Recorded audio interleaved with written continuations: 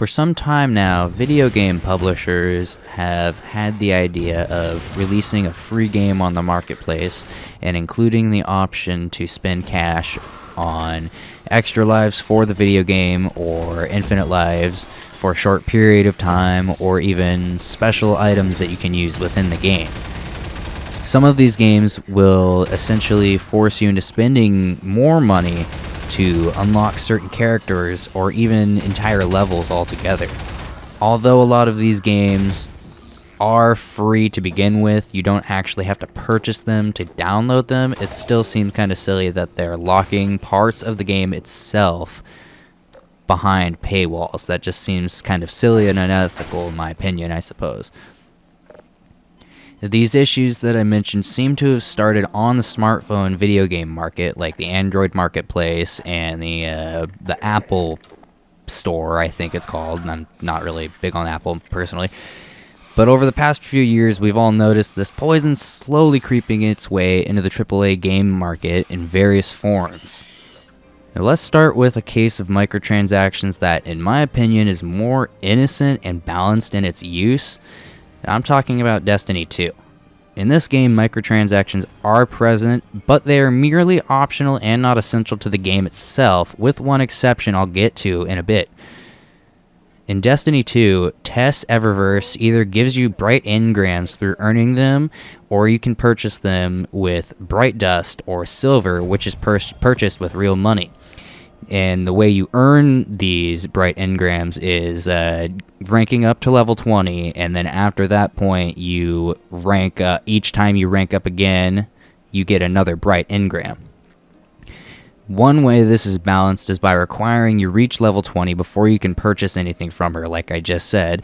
The items you buy are, for the most part, shaders for your various weapons and your armor variants, weapon ornaments, and spaceships. Sparrows. You also can purchase sparrows from TES Eververse, and they do have slight differences, but I don't really believe there are any dominant sparrows over any other ones. As far as I know, the speed difference is not that big of, I mean, it doesn't really seem to affect the game in my opinion that much. I don't know, maybe, it's just my opinion. Maybe someone else will disagree. The one exception I mentioned earlier is the armor available to purchase. But there is a catch to this armor. All of it starts with 10 power and needs to be upgraded to be useful in any way whatsoever. Destiny 2 and Bungie have seemed to do a somewhat reasonable microtransaction system, but it is ultimately unnecessary for the game as a whole, and it's just another way for them to earn more money without actually having to do that much. Like, why bother releasing good extra content when you can just have people buy little bits here and there for stuff that's already in the game? And the next example of a AAA game with microtransactions is a complete and total pain in the ass, but surprisingly, it isn't even the worst example of microtransactions around in the AAA game market. And the game I'm referring to here is Halo 5 Guardians, in which you can play Warzone, a large-scale base-controlled game mode with NPCs mixed into the mix. Ultimately, the game mode is underwhelming a lot of the time, some of the time, but that's a different conversation for a different time. Included for Warzone are requisition packs, or rec packs, which includes armor variants and other aesthetics, which they mostly and other aesthetics, but they mostly revolve around power weapons and vehicles, items that are essential to the balance of a game in Warzone. These packs can be earned by playing the game, or they can be purchased through the Microsoft Store. And this brings up the obvious issue of people spending money to get an edge in Warzone matches. 343 Industries does have some level of balance to the rec system, however. You can't use a level 6 rec 2 spawns in a row unless you racked up enough rec levels during the previous life. Like, say, I don't exactly recall, I believe the rocket launcher is a level 5 rec, I could be wrong. But let's say you get a level, let's say you pick a rocket launcher before you spawn, and then you immediately die. You can't go back and immediately pick another rocket launcher. You have to wait a good long while before you can get to that level again. And another way of balancing the rec system in Halo 5 is it really does not require playing that many games in the ranked or even in the social matches to actually earn even a gold pack, which I believe is 10,000 rec points in the game. It only takes about maybe 2 games in Warzone, maybe about 4 games of SWAT. So it's not very much grinding to actually earn a gold pack. You can get you could get 4 of those in one day if you played like maybe 6 matches of Warzone or something like that. I don't know. I'm probably way off on my math. I'm going all over the place here. And just like Destiny, it's not necessary and it's ultimately useless.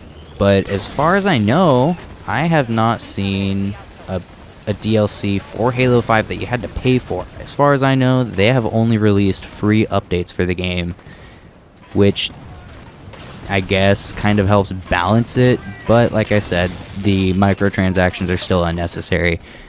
I think I would personally prefer paying $10 to get some great maps and things like that, rather than being able to spend $10 on getting items that are in the game already. And going on to my final examples of AAA game microtransactions, we get to what seems like scenarios where we have the idea of purchasing these microtransactions heavily pushed on us. And these microtransactions, or loot crates, whatever, they directly affect the gameplay as well, and not really in a good way either. Star Wars Battlefront 2 and Call of Duty World War II are the games I'm referring to here. Both have microtransaction systems in place with items meant to affect the balance of the game, and it can be argued that both games incentivize players to purchase these loot crates. It's been shown that Activision has patented a matchmaking system that matches you up with players that purchased a loot crate with real-world currency. Then, depending on whether or not you purchase a loot crate with real-world currency, after that match, the matching is updated to reflect that. And I don't really have too much more information on it myself, but I will let... Oh, gosh. I'm sure I'm going to butcher his name, and I am so sorry, dude, but I just felt like you have a better way of putting it than I do, so I'm just going to let YongYea... Please, someone tell me how to properly say it. I'm going to let him take it from here for a minute or two, and then I'll be back.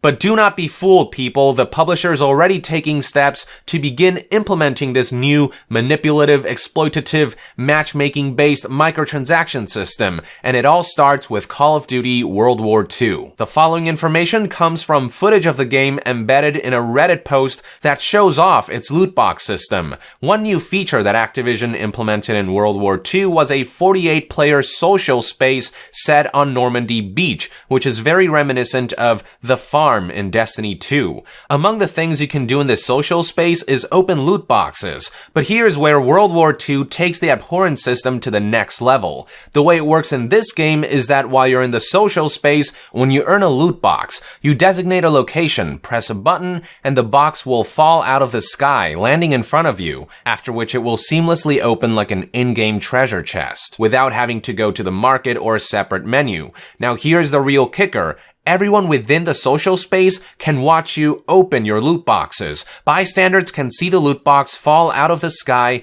they can see you open it, and they can even see what items you earned. Sure as hell sounds familiar, doesn't it? Like, oh, I don't know, a certain patent for a matchmaking microtransactions engine that allows players to view items owned by others to manipulate them into purchasing them. While World War II doesn't implement the patented system to its full extent, you can see that the basic idea idea is all there. The social hub matches you with 47 other players with God knows what kind of shady algorithm, where everyone can see each other opening loot boxes like some spectacle at a casino, and when one of them hits the jackpot and gets something super rare and incredible, that might incentivize bystanders to make their own loot box purchases and gamble their money away in an attempt to emulate the lucky player. Because nothing says authentic World War II experience like Normandy beachside loot box casino, right?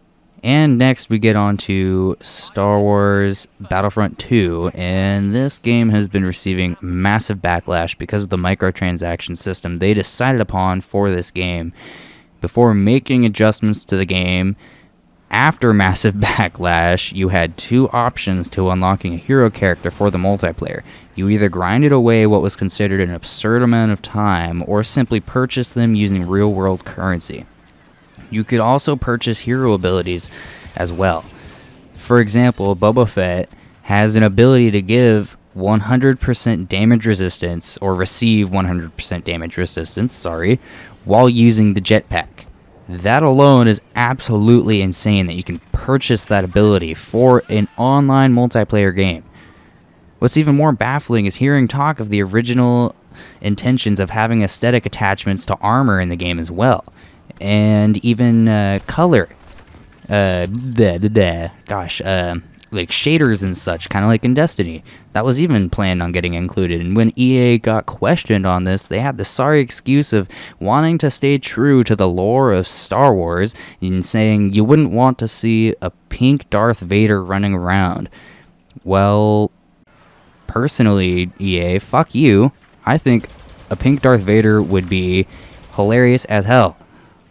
That aside, you can have aesthetic microtransactions and stay true to the lore if you actually put some thought into it. For instance, have armor and color variants for the base player classes and not the heroes.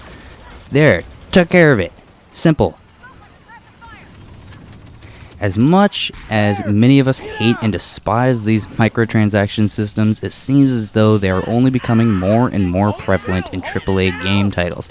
Some titles have managed some sort of semi-decent, not-so-evil system that gives the developers revenue, which is completely understandable. They are businesses, they do need to make money. But others seem to see the business side of these systems and exploit that at the expense of the actual game, and ends up being a detriment to the game and a bad experience for many of the players that likely bought and paid for the game already. At the end of the day, I do support these businesses' right to do this, but if their games require a microtransaction system, they are not a great game. Not bad, mind you, but not great either. Microtransactions are completely unnecessary for making a great game. A great recent example of this is The Witcher 3, which even had free expansion packs and was massively successful. This is evidence and even proof that you can make a great game without microtransactions, even in today's market, which has been the primary excuse for the addition of microtransactions in AAA game titles. Will these developers that employ these practices die out or grow ever greater and consume all around them like a flood gravemind? Will we see a balancing of microtransactions in the AAA game market, or complete eradication of their existence? To be honest, those latter, the two latter, are the only options I could see working out for these developers, because pushing microtransactions harder could very well kill their businesses. But I don't know. Profit margins kind of tell otherwise, so who knows? I hope you enjoyed this rant. Please let me know your thoughts down below in the comments. Give this video a like and share, and subscribe if you want to see more of my videos. I hope you have a great day. Peace out.